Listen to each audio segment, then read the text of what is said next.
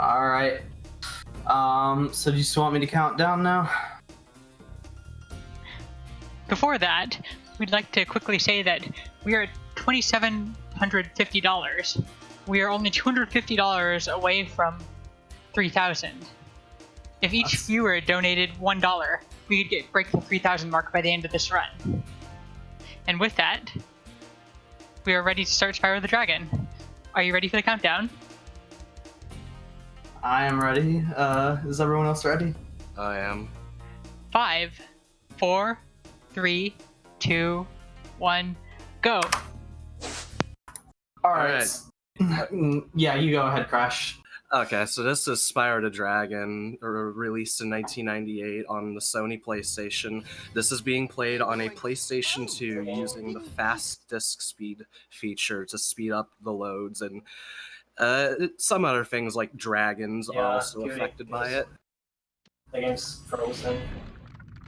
Yeah. Okay, the game's fine now on my end. Yeah, So- it's fine on OBS as well. Yeah, I'm seeing Nestor right now, who is the only dragon in this game you cannot skip. There are 80 dragons in total. You also have to get 14,000 gems and I believe 12 dragon eggs. I can honestly never remember those. Yeah, it's 12. Yeah, the dragon eggs in this game seem kind of like a bit of an afterthought almost. So the first level in this run will be a speedway. There are one of these in every world, and a few of them have like an intuitive way of accessing them, I guess you could think of it. Like with that one, the stone platforms on there, you have to land on each of them. And the point of the speedways is to destroy or fly through or flame 8 of 4 different objects. Going through arches, destroying barrels and planes and chests. The lower you fly to the water, you'll actually gain a bit of speed from that. And one thing to really take notice in these levels is just the flame, because it does really expand outward in all directions. And if you really get comfortable with it, you'll be able to take advantage of it and cut corners all the more. Yeah, it's really noticeable in the last room in particular, this level, which we're coming up to here soon. This is also seen, all of these levels are seen as a quick way of getting a few hundred gems, 300 in each, although this is the longest of them, and in an any percent run, it's the only one you don't do because of that. And then here at the end, as you get the last thing in the speedway, Spyro's going to want to try and fly up and do a big long cutscene, but you can just fly into a wall or anything like that to skip it and immediately go to the screen at the end and leave the level. So this is the Artisan's homeworld, the first one. There are 6 in total. And the homeworlds in this game also do function as levels of their own. They all have enemies that interact with the level in various creative ways. And then the next level here, Dark Hollow, is the first real platforming level of the game. There are a couple of different routes that can be done with this level, involving these giant Norks, you'll see. The other route involves an out of bounds, but also it's a harder route because the Norks are cycle-based, the cycle starting when you enter the level. So the more you have to play of the level leading up to those Norks, the harder it will be, and with that harder routes, well, you gotta play a lot more of the level. And it's all based around this key, and there's a treasure chest towards the beginning of the level. So it is a bit out of the way, and the faster route doesn't even actually save all that much time. It's only a few seconds. Yeah, it's only like 2 seconds, and that's if you get a good cycle. And then if you do the route, then you'll have to do a harder route in the homeworld. Which does save a couple seconds too, but yeah, it's something like I've been thinking about implementing it, but not right before a marathon. So these early levels are not the most exciting. There's not a whole lot to them. They're a bit small, and there are a couple that are a bit bigger, but a bit empty as well. Especially one of the levels coming up, Stone Hill. But this one isn't too bad. There's only 100 gems in this level, which is pretty low. There's only a few levels in the game that have just 100 gems, and they're all in Artisans. Even Nork's world, or Nasty's world, has more gems, and there truly is barely anything. Yeah, so that was Dark Hollow. There's a whirlwind at the end of the level that will lift you up, and if you're right next to the whirlwind, then it is better than just pausing and exiting. And then one thing to note is how important charging is, and obviously just charging all over the place is really fast, but it's also used in various other ways. You can carry the momentum from it into a jump if you do it in a specific way, and a very minor thing that just adds up all throughout the run is charging right before a glide. Like if you're just jumping and then gliding, Spyro will take a bit of time to get full speed with the glide, so you'll just want to slide your thumb from square to X to do it. On top of that, charging, it just gives you a slight bit of height, so it makes jumps that you would not otherwise be able to make possible. Yeah, just gains a little bit of height from a charge. And then this is the first boss level. And there's a boss in every homeworld, and the bosses in this game are notoriously not too intimidating or very difficult. This one in particular is very basic. Their name is Toasty, and they're just a sheep on stilts, actually. So all you do is flame them, and honestly, the dogs are more of a threat. Yeah, the dogs are a bit unique to this level. It's like the only regular enemy in the game that takes 2 hits to kill. And then every boss, once you defeat them, they give you a whole bunch of gems, and you'll want to charge into them as they come out, because they'll automatically home in. And that's something you can do with a lot of things, like flame charging. A lot of things in this game, if you do it properly, they will home in automatically. Whether it be chests, enemies, other objects whatsoever. This is Stonehill. I mentioned this level earlier. It's one of the lesser levels in this world. It's pretty big, although that's not to say there's nothing to it. There is some interesting stuff to it. Yeah. Particularly towards the beginning of the level. There's this fountain, which you can do a specific jump, and certain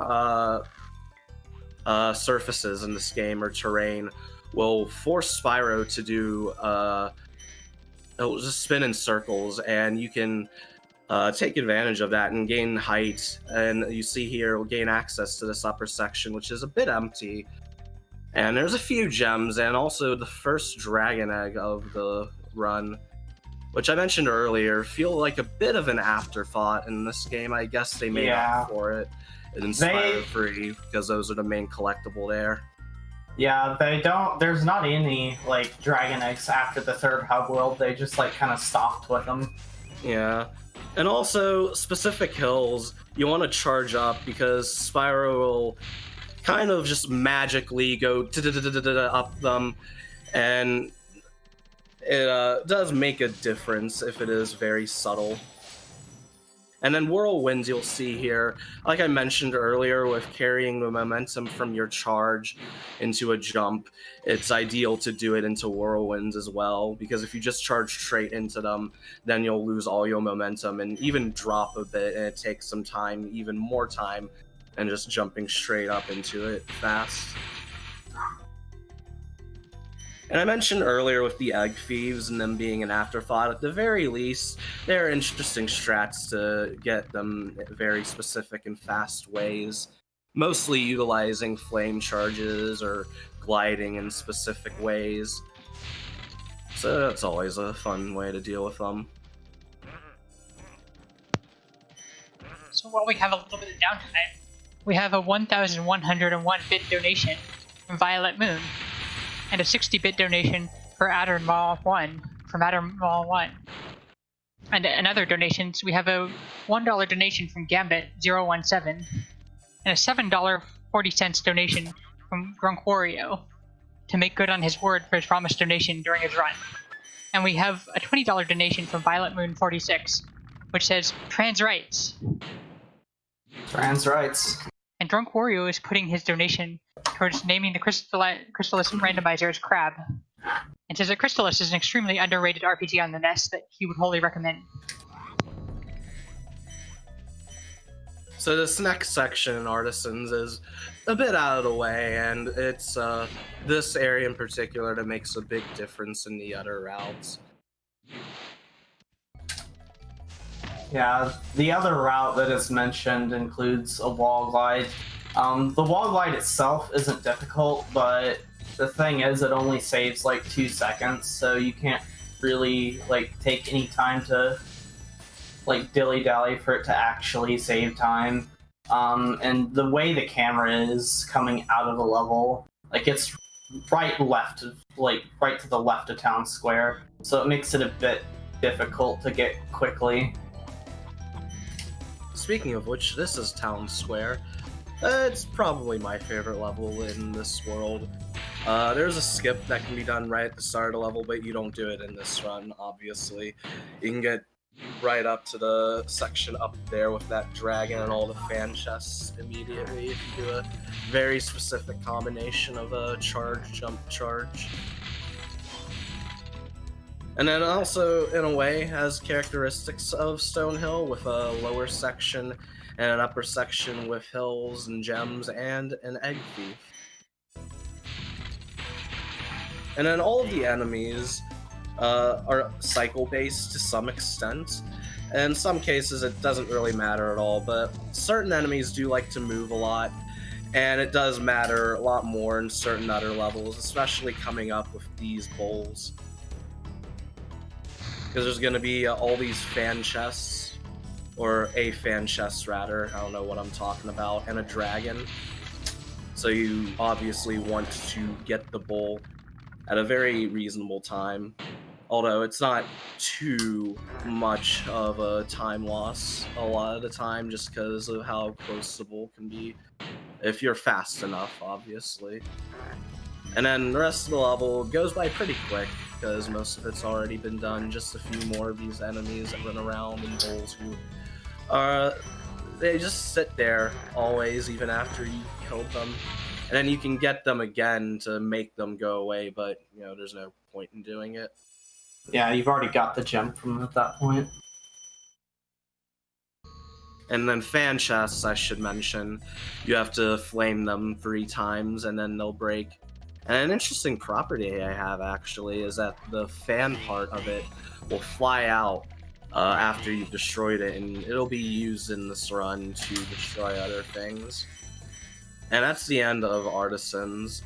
Every homeworld has a balloonist who requires a different thing. In this one, it's 10 dragons, and then 1,200 gems, 5 dragon eggs, 50 dragons, and then 6,000 gems. Yeah, the requirements aren't like too important for this category since we're collecting everything anyway.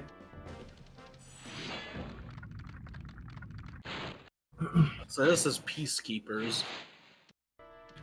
And every homeworld does have a bit of a theme. This one has more of a war theme. You can see with all the soldiers and their spears and cannons, which you'll see throughout this game, for better or worse. Also, the first instance of pop-up chests there. Yeah, only in this game. You flame them and then a gem pops up and then you have to get them, and it's ideal to jump before you even flame them, and you want to make your jump as short as possible. And then you wall glide into the speedway, which there are certain walls in this game that you can glide against in specific ways and maintain, or in some cases gain height. And they're used sparingly throughout the entire trilogy. And I guess I could mention now that this game is very different engine-wise from 2 and 3. 2 and 3 are very similar, although there are some differences like double jump or supercharging. This one in particular is radically different from the others. Yeah, any kind of movement that you built up in this one or the other two really don't translate over at all. And then this is the second speedway, the first instance of these lighthouses. And then the ascending section is a pretty cool one. Thankfully, all the speedways from this point onward are short and quick. And then at the end, you skip the cutscene with the lighthouse.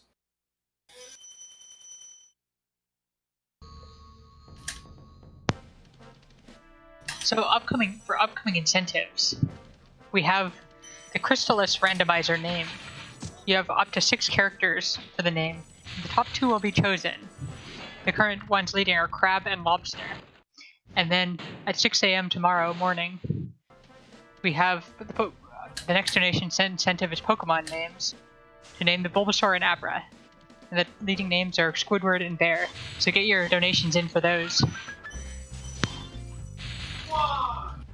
So this is one of the longer homeworld sections, just primarily getting a whole bunch of gems.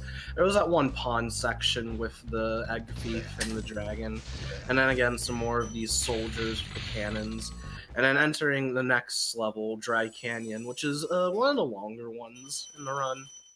Yeah, we talked about the fan chest having the property of like being able to hit enemies like based on where you hit it.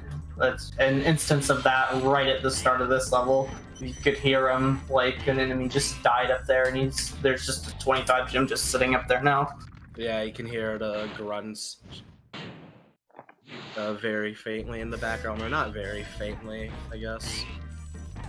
But this routing in the level is a bit awkward because there is a section that is so out of the way that you do have to revisit this area eventually towards the end of the level.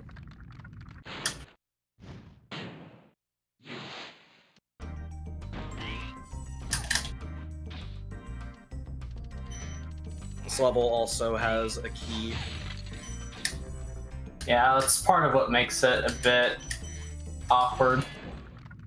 Though I don't know how much we could change it even if it wasn't there. The section is so out of the way.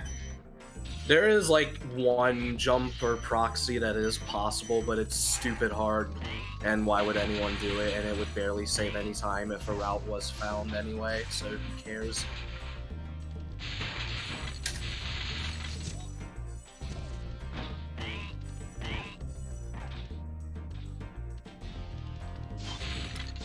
One way I could describe the movement in this game, I guess, is that Spyro drifts in a way every time he turns while charging. Yeah, he kind of turns like a car. It's the best way I could describe it. A lot of the times what you'll want to be doing is like before an enemy or gem, you will like want to preemptively be turning before you actually get to the gem and like cut those turns just really tightly.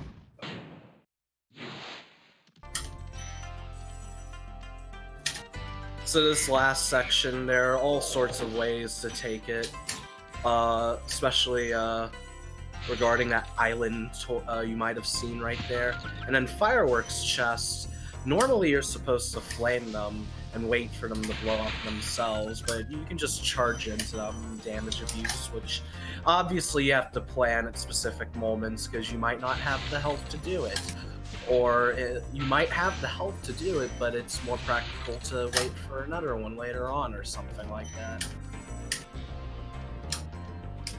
And then you're revisiting this section of the level you might have seen leaving gems behind because of this upper section, which there is a spin jump you can do to get up to it, although it is very difficult. Yeah, not a whole lot of people go for it.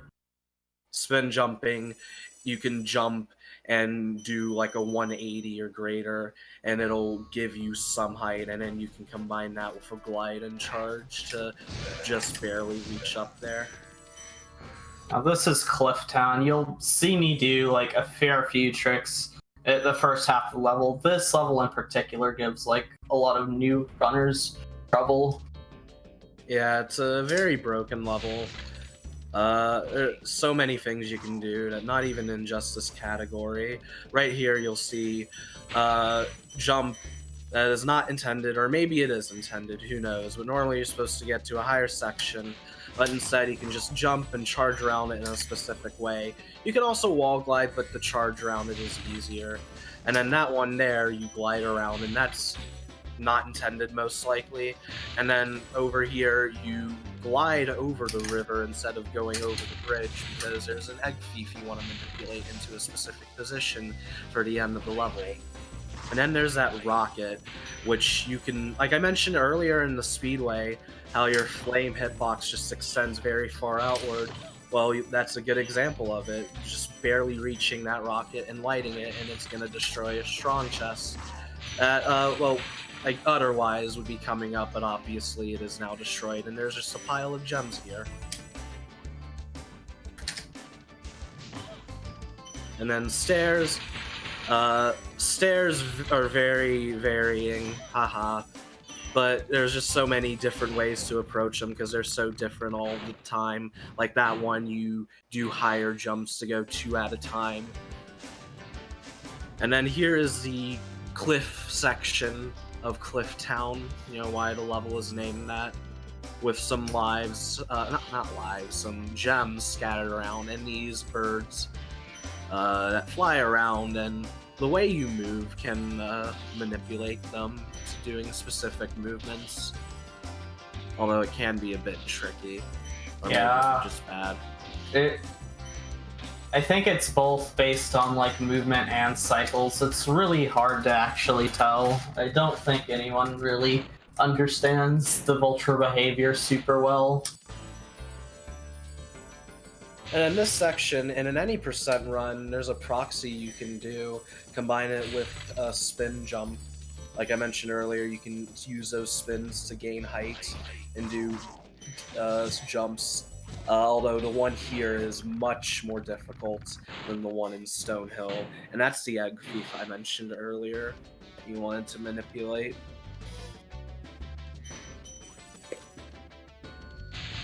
And then that's the end of Cliff Town.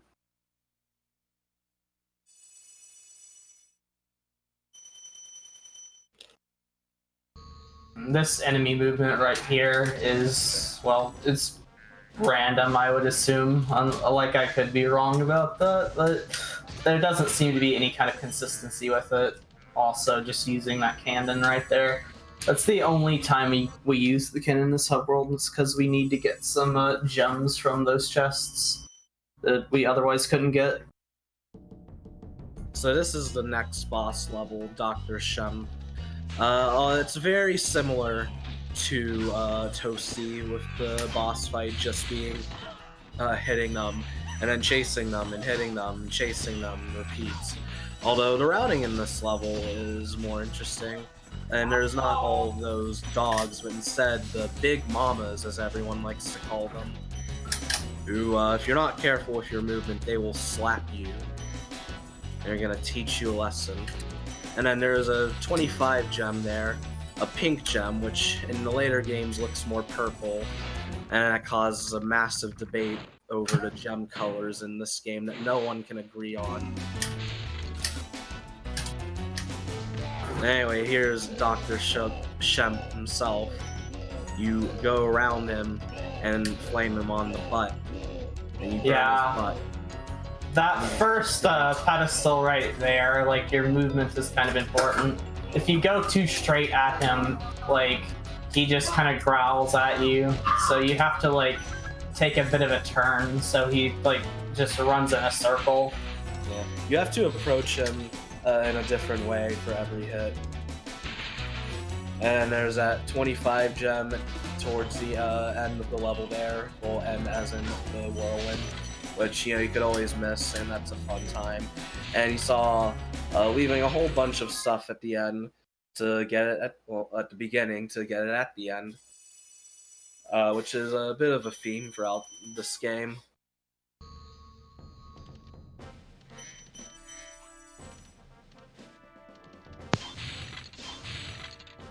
And there's We have a few more. $7 donation from White Paws.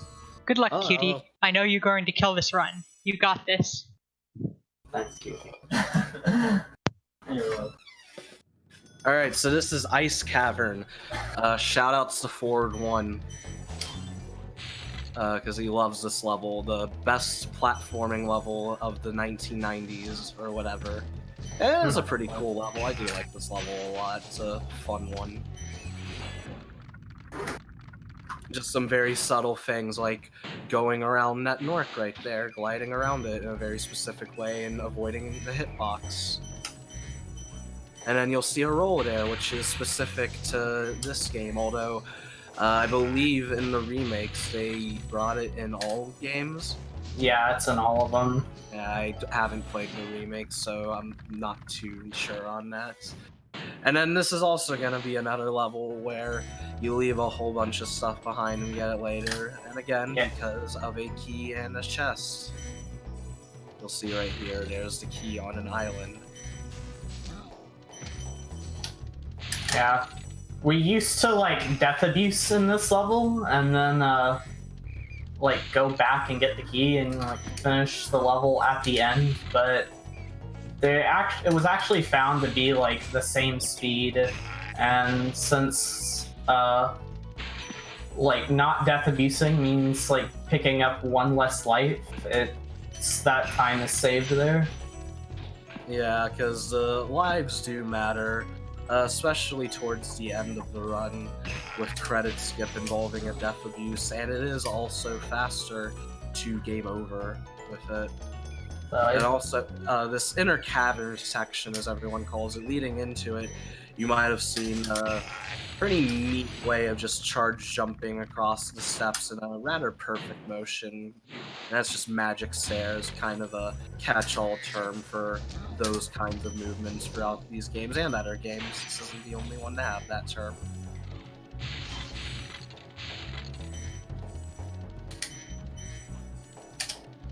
And now there's going to be a more backtracking. And then the dragons themselves all have a unique position that you need to stand on.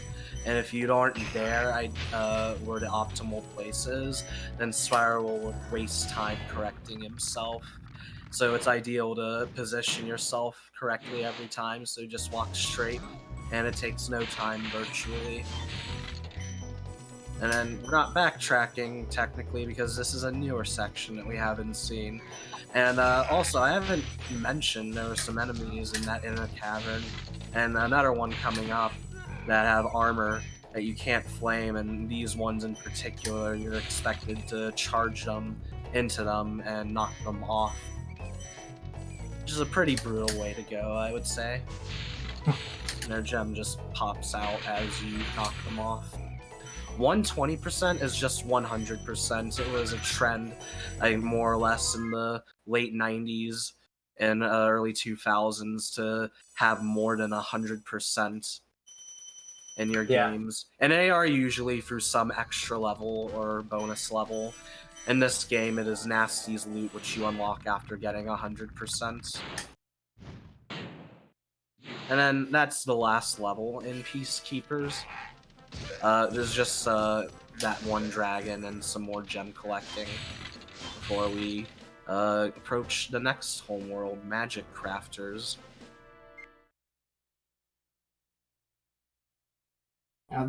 At this point in the run, the kind of difficulty spikes quite a bit. The first two hub worlds are not all that difficult in comparison to the rest of the run here.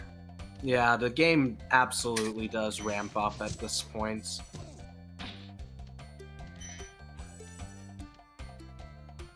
And that section where the thief, you expect to just chase it around that circle, but you just get it right there, and then it feels weird that you're just going around the bend there for 3 gems. So there are all these druids throughout this homeworld and the levels in it that are changing the landscape and doing all sorts of other things to it. And right there, the fan chest killed the druid. As I mentioned earlier, the fan flies out. And then that right there was manipulating the druid into being able to charge into it and not raise that part of the land up. Which is a bit faster for movement when leaving this level, Alpine Ridge, which is the first half of it primarily is very cycle heavy. Starting with the staircase coming up, and it is all because of these druids moving around everything. How endearing. But first is these stairs, And then coming up, there's some platforms that they're just charging in and out, in and out. And you don't really have to worry about them until after this big wall you're gonna see in a bit. Although, there are still a few things like this, I guess, square bit of land afterwards they'll raise. You'll see them. This world's called Magic Crafters, so there's a lot of magic going on. You see these wizards and everything. They're shooting magical beams at you and all that. I don't really know what else to describe it as. It's just magical. Harry Potter ain't got nothing on this. Although, you know, it's a fun world, I guess, so it has that going for it. Here's that wall I mentioned, which is very important to this level. And even if it is raised up all the way, you can just jump over it. So it's not the worst thing in the world. And then here's a jump I like a lot coming up after this dragon. You just hold square and X and you can do it. Although sometimes it doesn't work, in my experience. Like, I do nothing different and it just doesn't work. It's based on like where you get the dragon, I think.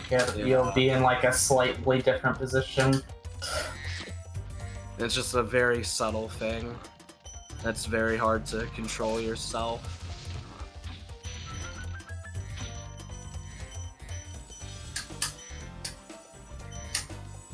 And then there was the firework chest, in which in that instance, it is better to flame it and then go around and while it's lit and blowing up to get some other gems in that section. And then here's one of the few instances of an out of bounds or a quote-unquote glitch, if you want to call it, in this game, where you just fly through the wall. Yeah, it's not really a glitch, the wall is just literally not there. Yeah, no reason to make it solid if you're gonna assume no one's gonna go to it, which, you know, it's kind of inaccessible, but, you know, with your charge momentum, it's not all that hard to reach anyway.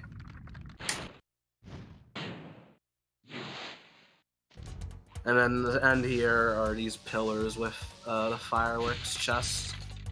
You'll flame the first two and then charge into the last one, which is fairly difficult if you don't know how to approach it correctly. Because if you aren't careful, you'll just be knocked off the pillar and fall into the water. And Spyro cannot swim in this game. I went this entire time without mentioning that water is very, very dangerous to our poor purple friend. Yeah, too young to swim. He hasn't been taught by Moneybags by giving him money yet. Yep. So, supercharging, this is the first time you're gonna see it, and it's gonna appear in various levels and becomes a staple throughout the series. And there are all sorts of speeds of supercharging that you can gain depending on how long you spend on the supercharge ramps, and you can determine them especially with the color of the smoke coming out. So this level, High Caves, is very cycle-based with all of the enemies. There are a couple of routes which the difference on them is very minimal, and the other routes you have to do practically perfectly if you wanted to save time. Also, we didn't mention it, but the chest out there you're supposed to get a key for, but we just kind of supercharge into it. The game, or the developers, I don't think expected you to do that, so Yeah, just kind of an oversight. Yeah, and like that here, you can supercharge through the spring chests and the fireworks chest. And it's that supercharge ramp in particular which gets heavily used throughout this level. Although first there will be a thief chasing section, which is cut very short because you get the thief right away, so you're just chasing this path along for some gems before you revisit the supercharge and take care of those ants and the rest of the level, which was closer to the beginning. But those ants in particular are made of solid steel, or at least have solid steel coating. And then this is some very crafty movements, particular with these jumps off of the stalactite stalagmite combo in the cave. And particular with that wizard there, with the wall that was shrinking down. And so you can carry your supercharge into the rest of the ants.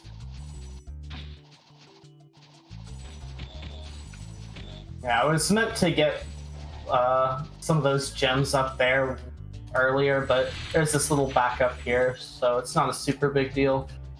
Yeah, like with that fan chest, it's just so much faster to supercharge through it than it is to flame it 3 times. And then here are these wizards on these pillars that they move, which, especially if you do the other route, the cycle of these is very important. It can really make or break the level for you.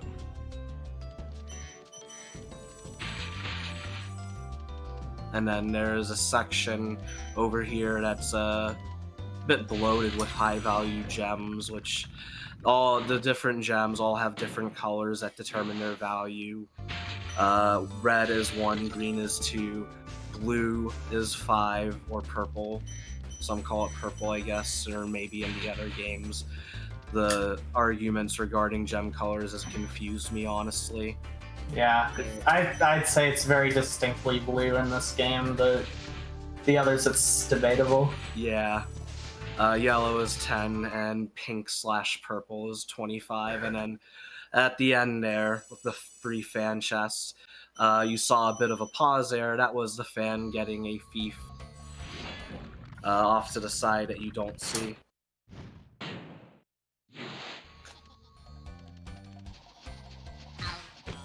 So then, like I mentioned, the supercharges are used very frequently with that strong chest, for example, or that wizard with the wall being raised up there. You can just get around that very quickly, and you don't have to worry about it at all. And then up next is Wizard Peak, which have a lot of wizards, obviously, and you immediately start by going off to the side here. Yeah, kind of a quote-unquote secret area here. We just want to get out of the way right away. Because there are these higher sections that the bigger wizards go up to, or even the smaller wizards, I guess, and you can't get up there without going up to this upper section, but there are other ways. Not for all of them, though, but some of them, there are ways to cheese it.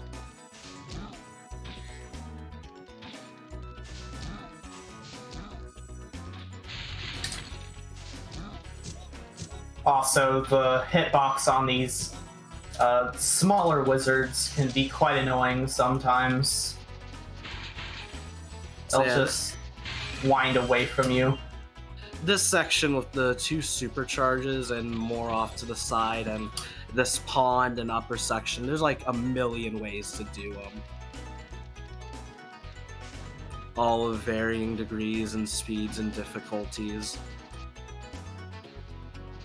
And it is a bit weird, especially because you don't want to lose your momentum, so it's just a good example of taking advantage of the scenery to gain height and jump with the supercharge. There are other things you can do as well, like one of the most difficult ways to do it is with a proxy, which you can just be boosted right up, you can be thrown off to the side as you get boosted up, and proxies, they exist in all 3 of the Spyro games, but to varying differences in degrees, particularly this one versus 2 and 3. And in this game, a lot of them are just squeeze proxies or damage abuses. And the idea of a lot of them, primarily in 2 and 3, is that you get your hitbox stuck in the proxy of whatever, or stuck in the hitbox of whatever you're proxying off of, and you gain height.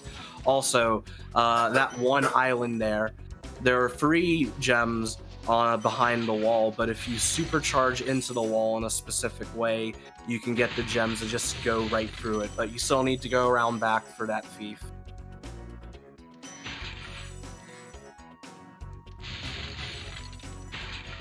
At any percent, you can just supercharge off all of these tiny little islands and do a very long supercharge combo. You don't get to see as much of that in this run just because, you gotta get everything. so it's not practical to always be doing that, but there still is some of it. And then in this ending section, there's a big wizard that spawns and runs towards the end where the whirlwind is. And also, just a general rule of this level where all the enemies just appear out of thin air or spawn by other enemies.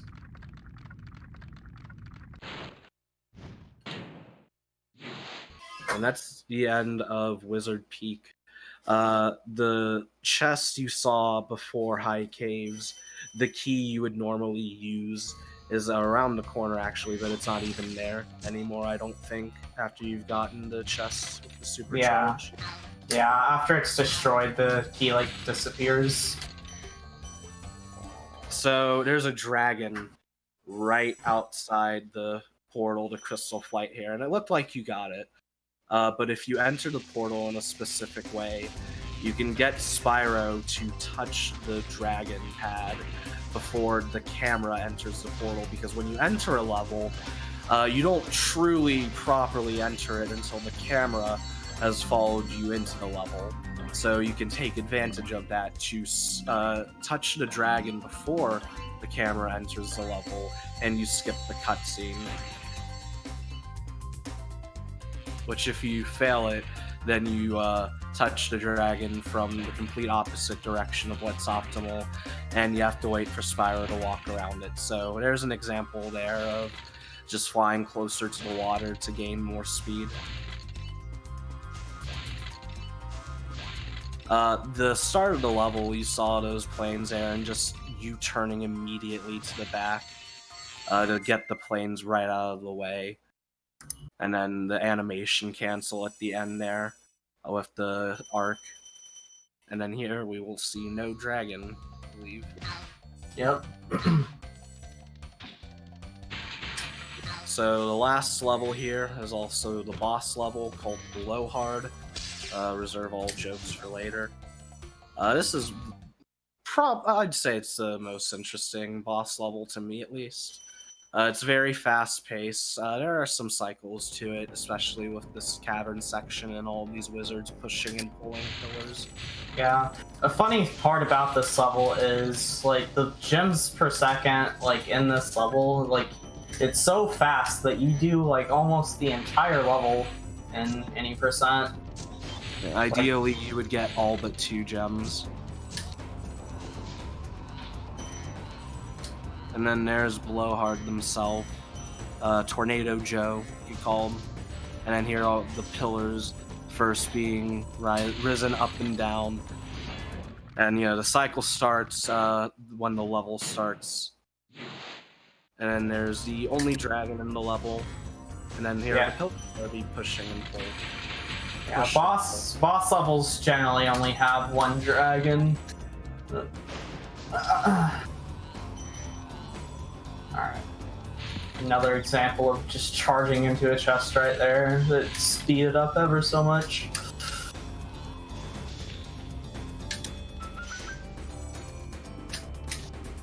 And that gem at the end right there is the one that we would skip in any percent. Yeah. That we were talking about. And you notice with the whirlwinds, how Spyro goes up a bit. If you get a gem and it doesn't actually land in Spyro once it's going up the whirlwind, then it will still count. So that's nifty, able to save a little bit of time because of that.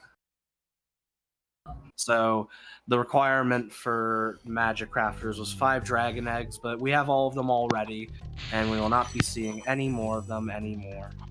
Isn't that sad? Yeah, they were Spyro free for that. They really were an afterthought. So this is Terrace Village. It is one of the more cycle-heavy levels in this game. And also, ideally, one of the few levels in the any percent run you would skip. Yep, you get to play as a dragon, a tiny little dragon. Yeah, the adults said some mean words, so now this tiny dragon has to go rescue them all from the big bad guy. Yeah, we haven't even mentioned the plot of this game. It's literally something just like the dragons are being interviewed or whatever and say some mean things about Nasty Nork, the bad guy, and doesn't take too kindly, so he turns all of the dragons except Spyro into stone or crystal or whatever. So you gotta free all of them. You have to find dragons first. That's all Nestor can tell you. Yeah.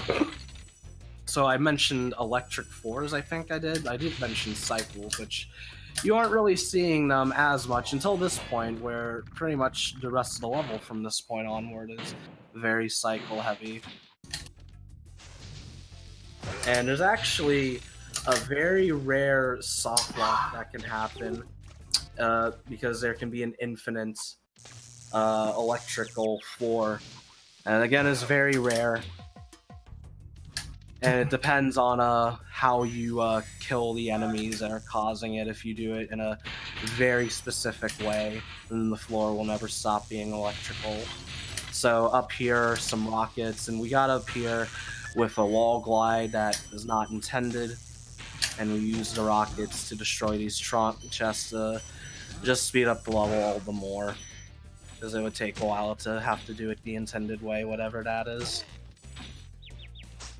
So then more of these electrical floors and these big Norks, which when you want to get the Norks and how you get them is entirely dependent on how well you've played the level and how slowly or fast you're approaching that cycle in particular. So it's just one of those levels where how you react to everything in the level just really plays into how much time you'll save or lose.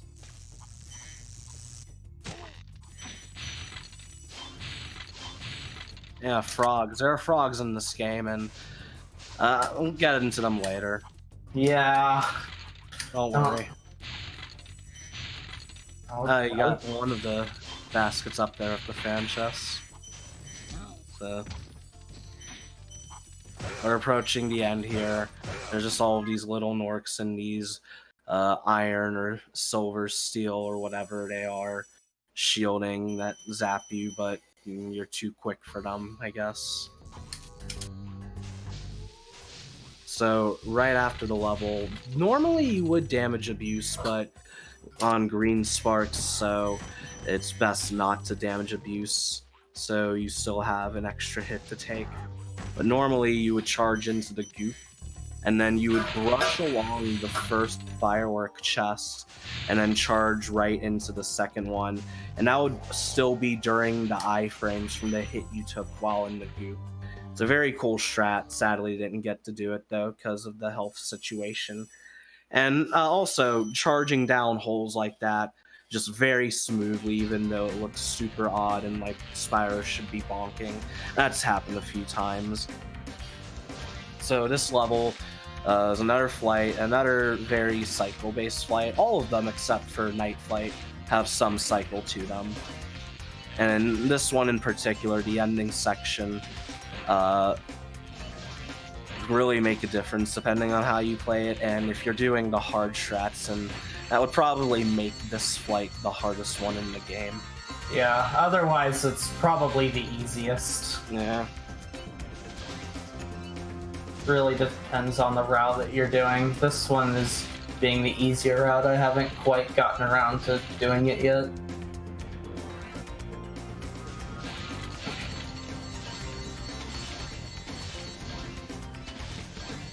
And then conveniently these tunnels that you can use to do the animation skip.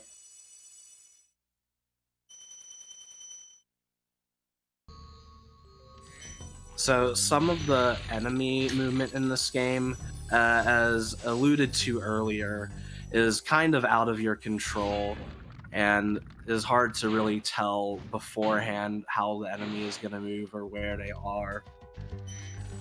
And that can really be a huge detriment in this homeworld in particular. In this level, Misty Bog, the frogs there going to really take into effect here.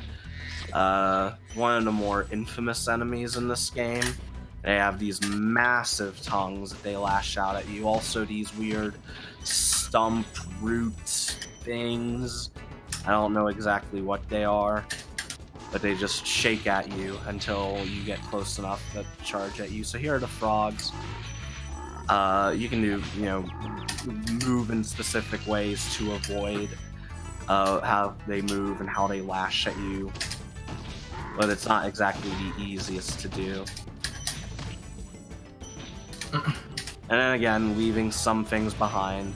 We would have that 2 gem in particular would have gotten it, but missed it. But hey, we'll be back there later, so it's better to just save it for them. Because of a section of the level off to the side, it's given the infamous name of Guantanamo Bay, which is just loaded with all of those frogs.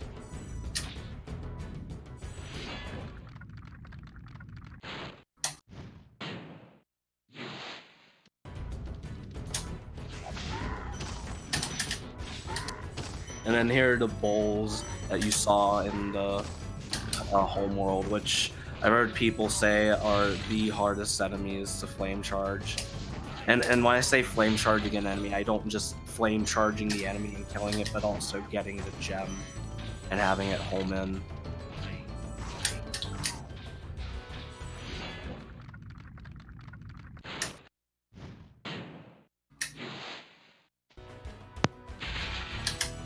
We have a $10 donation for Scarlet Swordfish.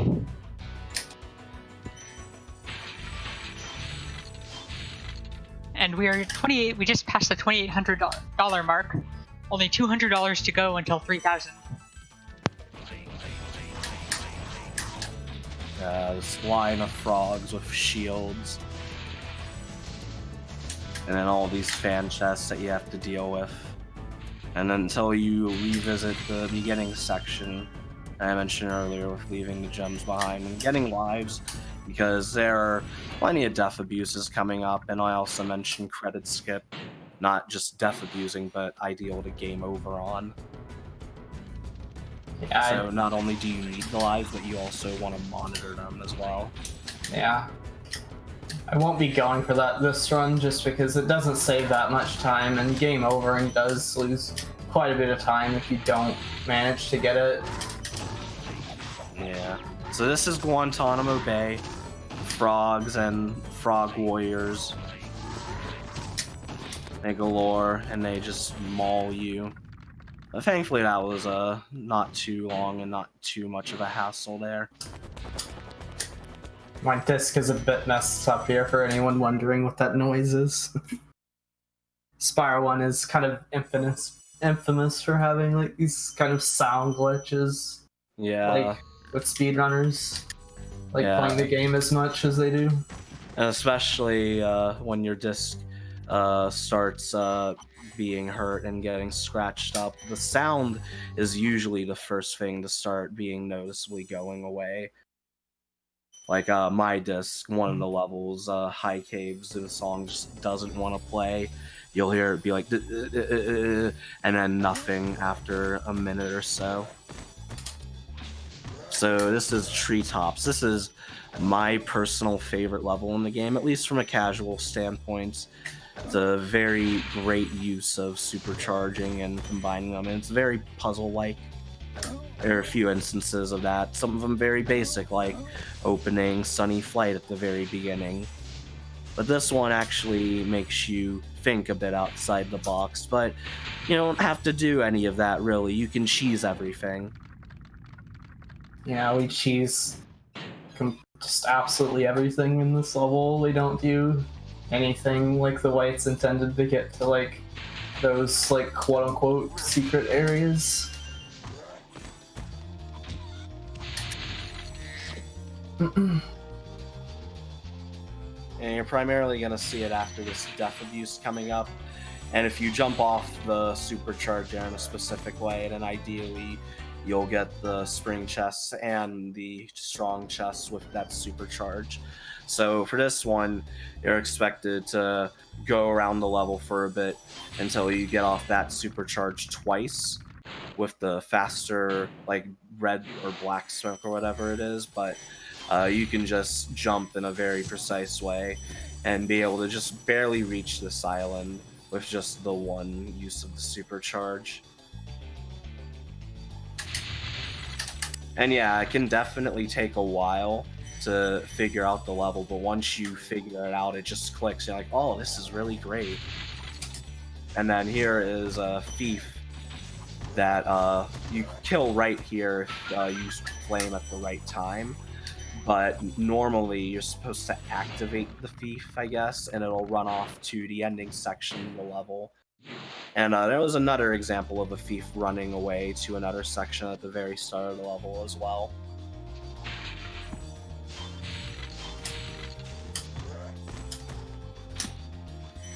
So the end here is going to be another instance of cheesing the level. Again, with this one, you're expected to go all around the level, but instead, you can take advantage of the scenery, and you even got both the fan chests with the supercharge, which is optimal and more difficult way of doing it.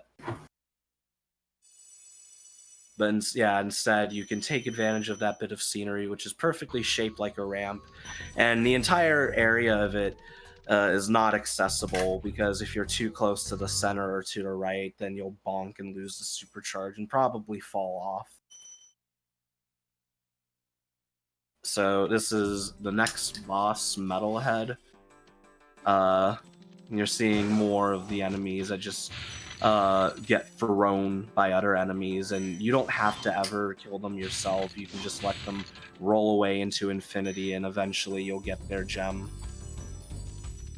Yeah, it's almost as if you like charged into the enemy. It just like combs in away, like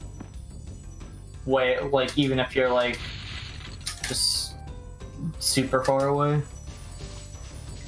There's a cool out of bounds that can be done in this level, but it's completely useless in this category and any percent, but is done in vortex percents, which is a meme category. You just enter the all levels, cheat in, and go through all of the level vortexes. But yeah, it's a cool category at least, so there's that. And you get more of these enemies that just roll, just kamikaze into nothing.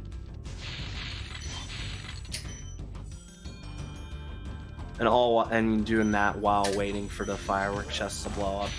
And then at some point in the level, the cycle for Metalhead himself will start. And the gimmick to this boss are these poles that are electrified. And you want to charge into them in very specific ways to avoid the electricity and taking damage.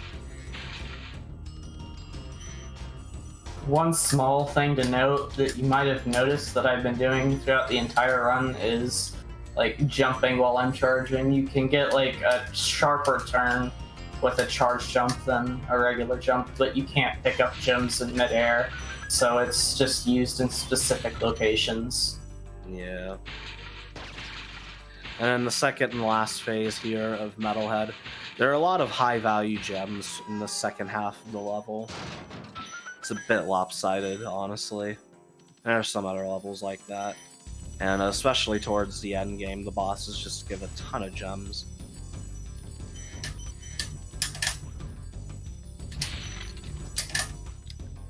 That jump right there, casually, it's a bit notorious because, you know, you're not going to know the extent of how abusable the mechanics in the game are. You don't understand that you can carry charge momentum into jumps, or charge gliding is a thing. So that one jump to that one corner is kind of notoriously difficult in a casual sense, at least so much so that in the PAL version, those gems were moved to the other side. So that's the last level here in Beastmakers. So there's just going to be some gem cleanup here, this key here, and also some more electric floors that you're going to have to deal with. And how you perform this section is going to also determine how exactly you approach everything and how you do it.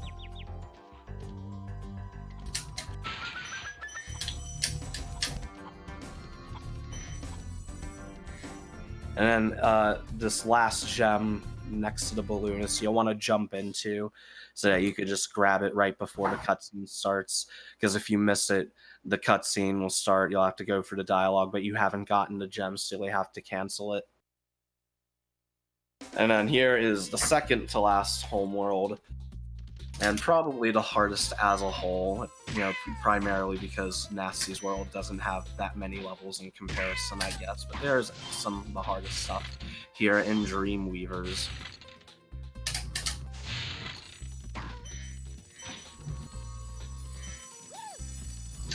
And here you see all of these gestures that you can flame, and something about the level will change, like here with this pillar being lowered.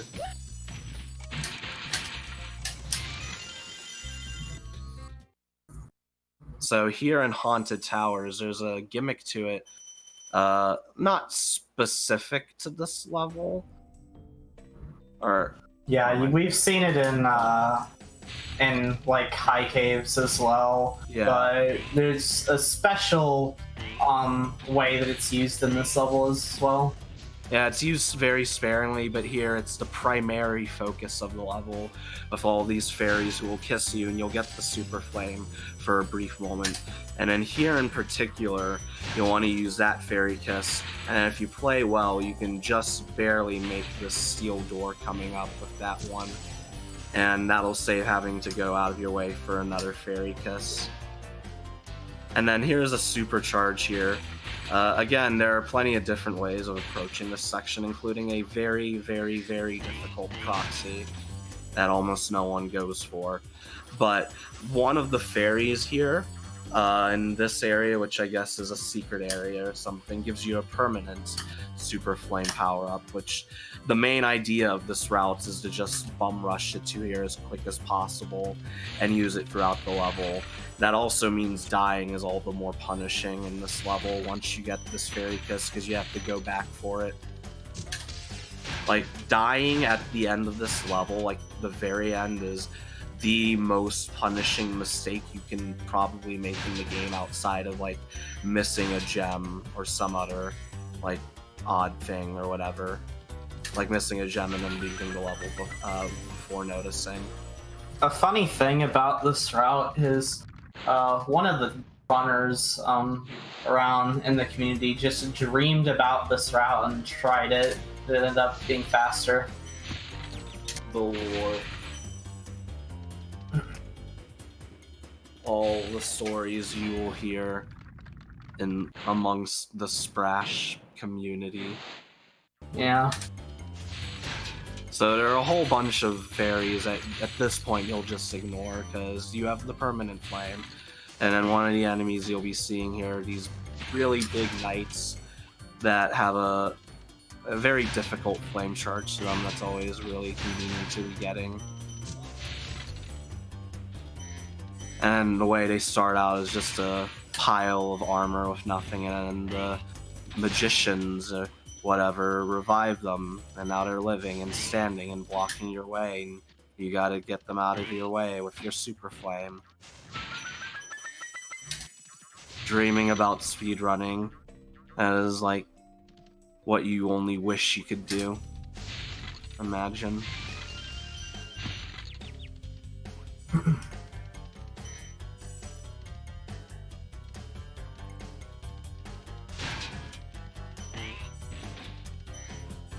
So now, again, coming back to an area you left stuff behind, primarily because of that one section where you need to very quickly get to the steel door with the fairy kiss.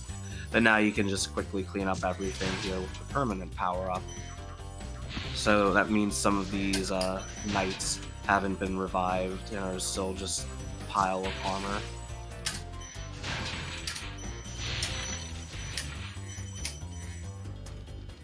You can even immediately destroy the flame chests with the super flame. Ain't that nice? I'm already in love with it.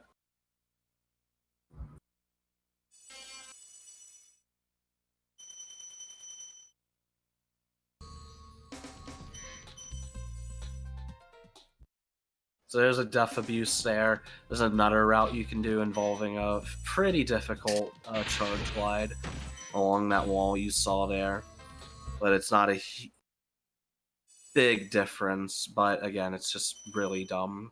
And then Dark Passage is an easy contender for hardest level in the game. Either this or North Cove, I would say.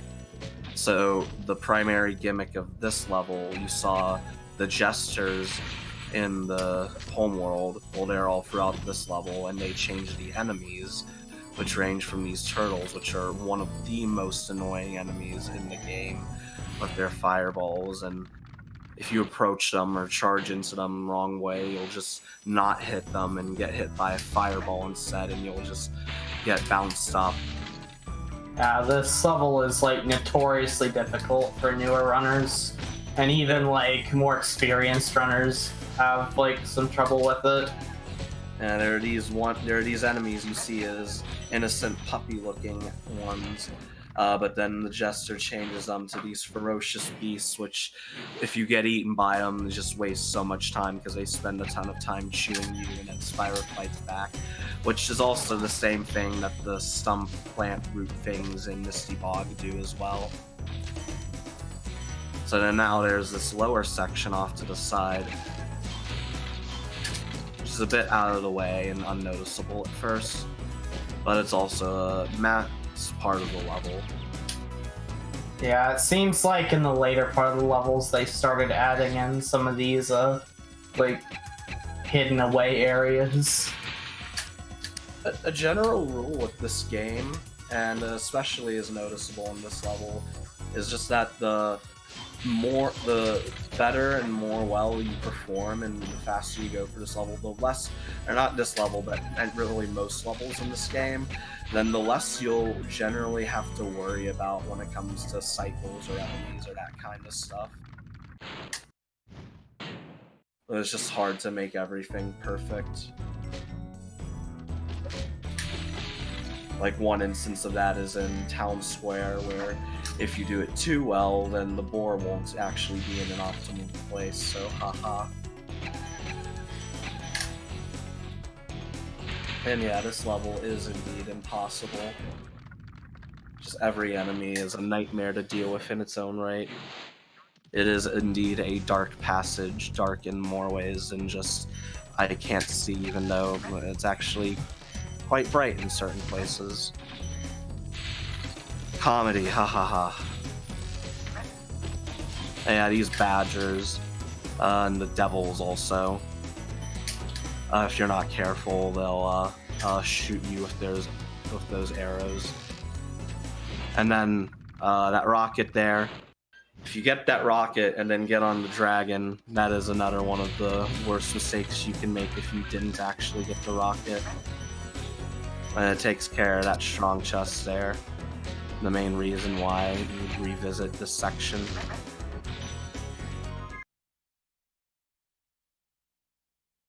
Yeah, they definitely have this exaggerated grin to them that makes them pretty weird.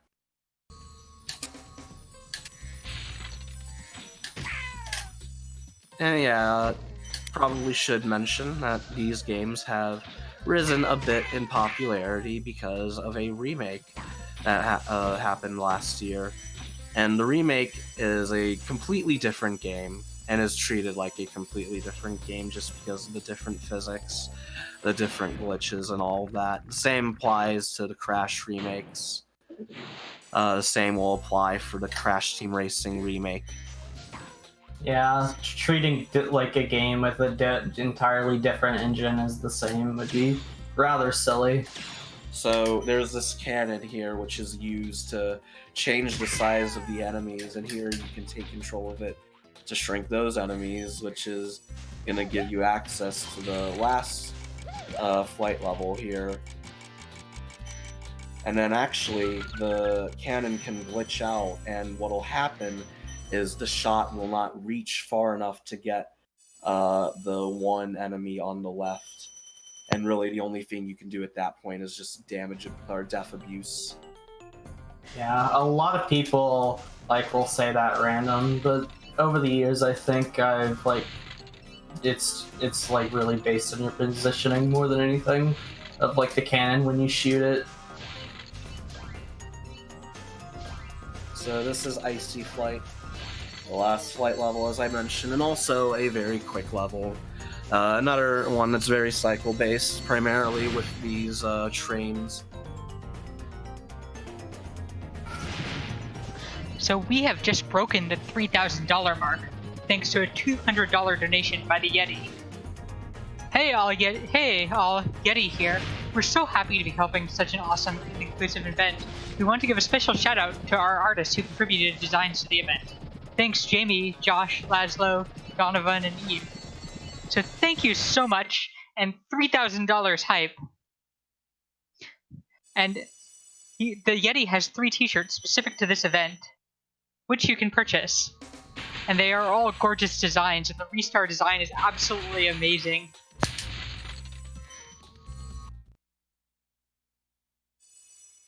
So thank you to everybody who helped us get to 3,000. Next goal, 4,000. Let's do it. Let's get there. So, Lofty Castle is another one of the more cycle-based levels in the game, primarily with these enemies that are holding on to balloons floating up and down. So you just want to ideally approach them when they're low, and you don't have to waste time just waiting for them to fall down. And there's going to be even more coming up throughout the rest of the level, but especially in one of the sections coming up is a bit annoying if you don't know how to approach it properly. It's going to involve those balloon Norks and also some caged fairies, which is the other main gimmick of this level, where there will be a set of 3 fairies that are in cages in a specific area, and you free them so that you can get a whirlwind to gain access to another section of the level. Yeah. So right there, that section was done very cleanly, but can be pretty difficult if you don't know what you're doing. Yeah, there's a cycle manipulation right there. You have noticed that I charged out on the left side of the platform, leading up to where they were. That was to make sure that they were on the right cycle. And then this level has a supercharge, and this level is subject to another route that's very difficult, and unlike a lot of the other really difficult routes, this one actually saves a considerable amount of time for this game. It involves a very difficult supercharge and skipping having to free some fairies over here.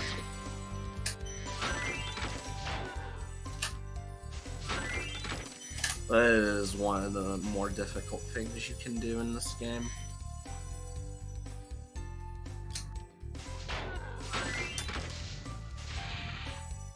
And then there, you were able to just get the Nork right as you approach the area, but if the Nork weren't in the same position, then it would have been better to just get a fan chest first.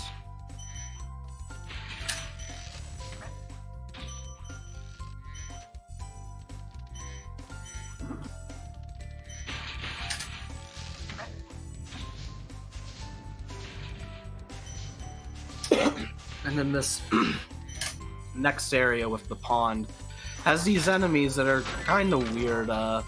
These little floating, dragons, I guess they are. Because some of them, if you go past them, they'll just turn around and go after you.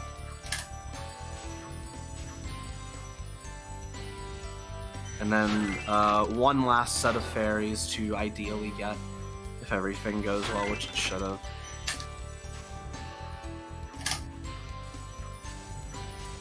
And if you'll notice, the first set of fairies on this island right here that we kind of backtrack to, you just completely ignore in favor of just doing a jump right here. Yeah. You can cheese it, then most of the time, why not? Sometimes there's no need to. And they're turkeys, that shows how much I know. But one last section here, and it's worth noting, the only red spring chest in the entire game. Woo. Give it up for the red spring chest. And then that's all of Lofty Castle.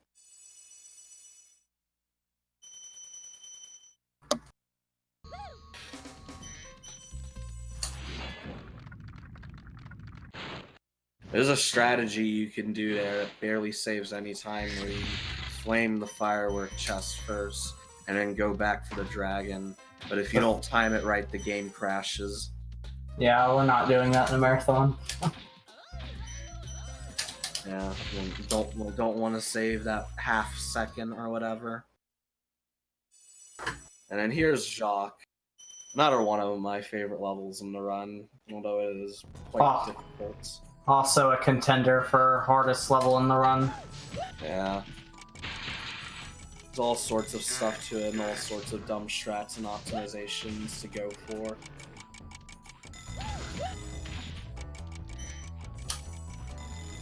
And involves these gestures with the pillars and platforms that are rising and falling back down. And you leave a lot of stuff back there because of how this level is formed, with the immediate split into two different directions that'll all eventually come together where the boss is. So this part here is thought of as like a wedding cake in the community. So yay, everything's happy.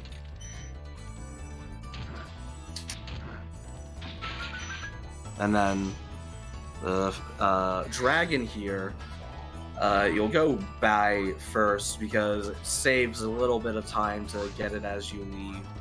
Just because of, like, if you were to get it in the first go, then you'd be going back and that would waste time because you need to go forward anyway. Whereas when you're heading back, then when you free the dragon, you'll be covering that distance anyway. So this section, there's 75 gems there, and then Jacques themselves get you 100 gems. So 175 gems just from the one boss. It's an example of the just how unevenly spread out the gems can be sometimes in this game. Yeah, normally right there is where you would like end the like any % section of this hub world, just because you get so many gems there. And any percent, you actually don't even do anything else in this world except for this level and the flight level, just because you need some quick gems and there's nothing else you really need. So then there's this other section off to the side, saved for last. And there was that big pillar there that is controlled by a jester that's a bit further away than you would probably expect at first.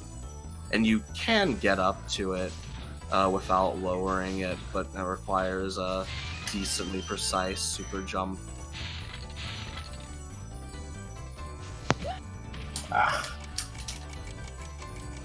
I was gonna go for the wall glide there, but the pool was kind of in the way. Yeah, it's one of those things that's just not really in your control, unfortunately. And then that's the end of Dreamweavers, aside from just these few gems leading up to the Balloonist, and then be going to the last homeworld, Nasty's World.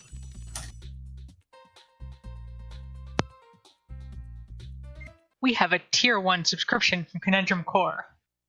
We have a $50 donation from a heart saying trans rights. And we have a $50 donation from David TKI, which says, "Hi, I'm David. Thank you so much for your donations."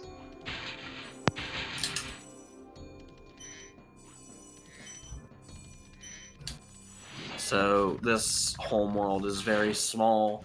There are just these dragon heads and also a few butt-destroyingly difficult skips that you can potentially do in any percent, but no one does, because they are truly absurdly difficult, but you don't have to worry about any of them in this game category. So here's North Cove, another contender for hardest level in the game. There's just so much to it, a lot of cycles to the level, a lot of tiny things you have to do, some difficult jumps. In any percent, if you're going through these levels, you just have to go through the whirlwind, so you could just proxy off that one TNT enemy you saw near the hill section. So that's one of those more difficult jumps. There's a few different ways you could do this section, but that's the fastest, most ideal way of doing it, is to do that jump that's just barely out of reach onto the bridge.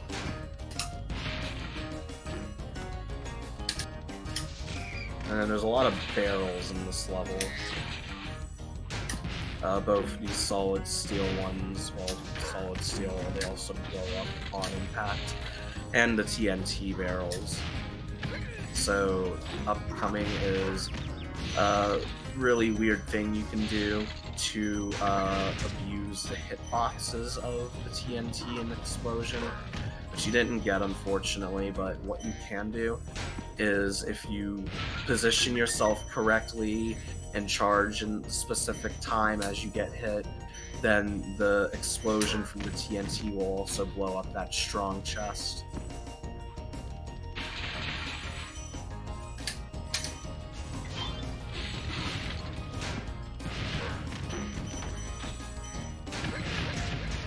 And then the one enemy here, that big Nork that you saw naked, there's a cycle with them where he just waves back and forth, and if you're on a bad cycle, then you'll have to waste time blowing up the TNT as itself. And then that last Nork there you saw in the sequence with the Norks on the barrels, if you got the early reds with that TNT damage abuse, then that Nork wouldn't be there. Bit of a consequence of that trick. So that barrel, you're expected to charge it and knock it into everything, but you can have just one barrel and charge into it in a specific way to get everything with just the one, as you saw with the two Norks and the strong chest. And then here's the key chest here, and it is not ideal to have it blown up by a TNT barrel because you want the gems to immediately pull them in as you get them.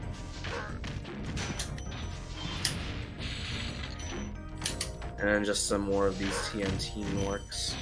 You get to see them in their underwear. It's very charming. And then that is it for Nork Cove, thankfully. Yeah, one of the longer levels in this hub. Yeah, the others are much shorter in comparison, definitely.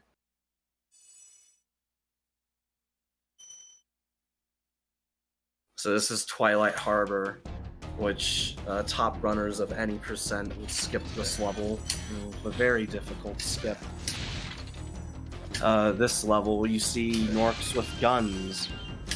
All of these like assault rifles or whatever, which is pretty out of place for this game. You don't really see it anywhere else in the trilogy. Although this was a PS1 game, so it more looks like they're shooting Doritos at you. Yeah. Anything else? Would fit for a video game at the very least. And then you'll also see coming up these grenade throwing Norks. And the grenade explosions have these massive hitboxes, so you want to do your best to avoid them. And also manipulating enemies into where they start shooting. And then it all leads up to a supercharged section with this bridge. The bridge itself actually has supercharged properties, interestingly enough, although there's no real need to use it in this category. But there's going to be two uses of this supercharge. The first one is to just get up to this section, which is why I raised the bridge. And be flying up to this big pillar with the 10 gems up there. And then one more use of the supercharge, which thankfully you don't have to go up all the way because all you need is that one strong chest you saw over there. And also you can be crafty in your movements and avoid the Doritos of death and just supercharge into the Norks.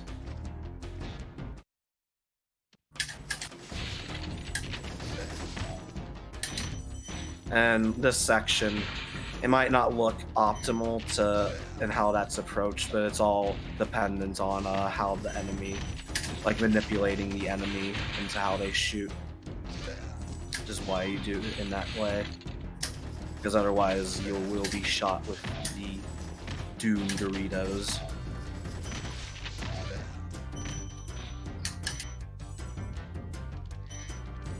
Also, these levels in Nasty's world you do need to go through the whirlwind, or else the dragon heads will not open up.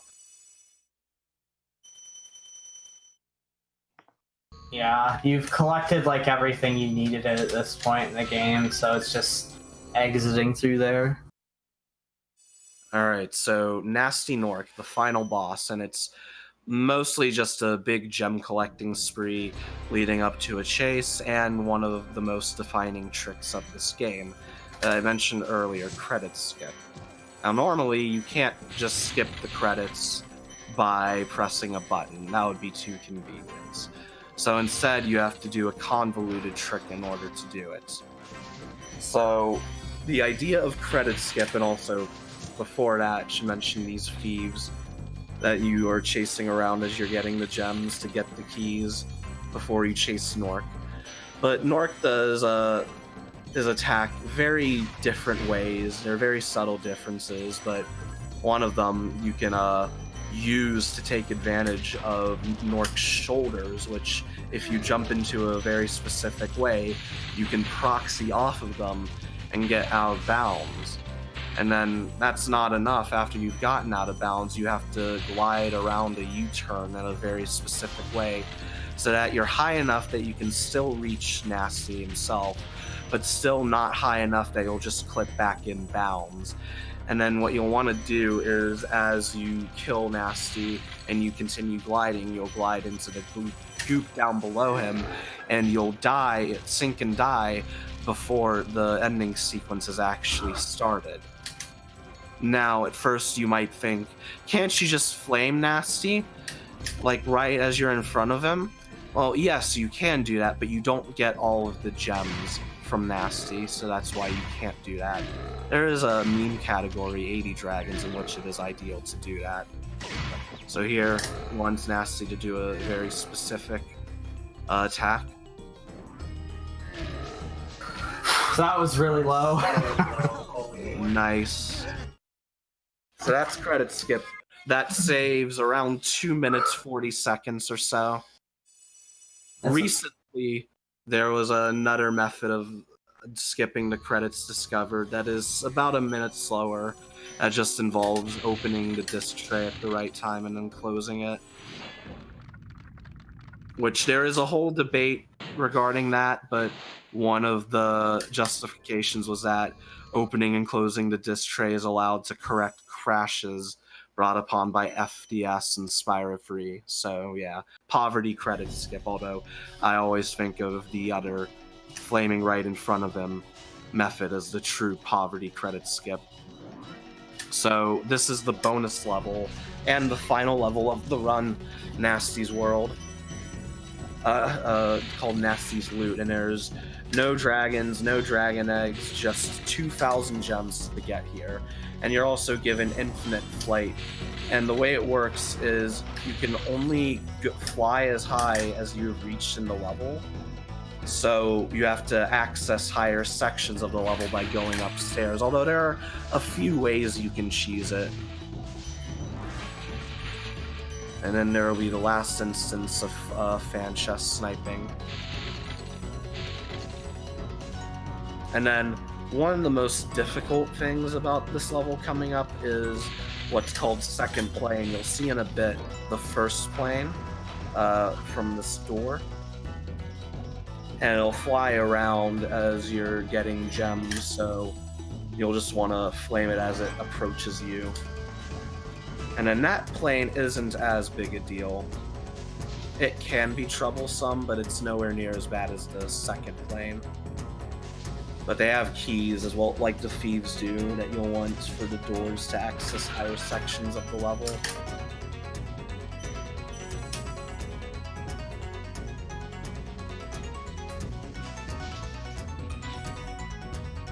That was second plane, the quick kill method. Otherwise, you would be chasing around second plane. And if you miss the fast strat, then if you're crafty enough in your movements and know like exactly how flight works, then you can correct the mistake and get the second plane not too quickly after that. But if you aren't sure of what you're doing, then you could end up chasing the plane for a minute. So there are these strong chests here leading up to the final room of the game, which is just this big room full of these fireworks chests. They all contain 25 gems. And then collect all these gems, have 2,000 gems, and time will end when the screen fades to black after entering Yeah. the whirlwind. Alright, and now it's time. Spyro the Dragon, you've GG, that was an amazing run. Thanks, that was a 1:29:04 on my screen with the community timing. Still fired up, Bob. And I'm happy for the Dragon World. That was very, very well done. Thanks. And thanks to Crash for coming on and doing the majority of commentary. You know what they say. For every good battle, you need a good adversary. And I felt that That's what I'm here for. in spite of his misguided nature, was a worthy opponent. Yeah, the commentary and run were both amazing. Go again. Yeah, just some more things to say. If you want to run these games, then join the Spyro Discord, and there will be people who will be willing to put up with you, because some people might not be more accepting, but there are still plenty of people who are accepting to newer runners. There's a bit of stigma to the Thrash community, but in recent years, there have been people to do better on that. So don't feel discouraged, don't feel intimidated if you have questions. Also, if you want to run the remakes, you can. Those are different games, though. And also, I want to promote an event coming up called the 1545, which is a mass team relay race consisting of the Spyro trilogy, Crash trilogy, DK64, Banjo-Kazooie and Tooie, and Super Mario 64 Sunshine in both Galaxy games. A combination of 3 massive races that happen every year into one big team relay race that will start on July 12th. And there will be 7 or 8 teams, which still haven't been announced yet, so look forward to that. I'd also like to give a shout out to my boyfriend who's sitting in the room next to me. I'd just like to give a shout out to the Thrash community, as well as our little local community, or more click community posse, and just the LGBT community and speedrunning in general. Keep it up, guys. This is a great marathon. It's going to a great cause, and I hope we'll keep watching runs and raising money for a great cause. Thank you so much for this run, and thank you to everybody who's donated. We are at $3,100 so far. Last winter, we raised about $17,000, and we're hoping to hit the $20,000 mark this year.